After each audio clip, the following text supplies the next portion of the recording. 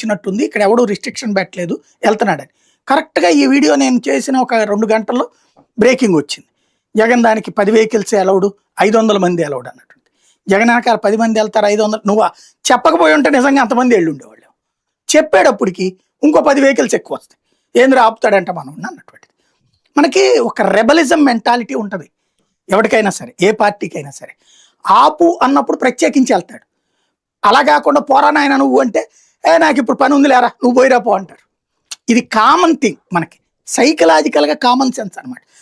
తెలివైన వాళ్ళు అయితే వీళ్ళు ఏం చేసి ఉండాలా, జగన్ దానికి ఏ రిస్ట్రిక్షన్ పెట్టకుండా పమ్మనమని చెప్పి, అప్పుడు జనం తక్కువ వచ్చారనుకోండి, అప్పుడు శుభ్రంగా డ్రోన్ షాట్స్ తీసి, అదిగో చూసారా జగన్కి జనం ఎవరు రావట్లేదు అయిపోయిందని చెప్పుకోవాలి. తెలివైన వాళ్ళు అయితే అది ప్రచారం చేసుకోవాలి, జగన్కి జనం పడిపోతున్నారు.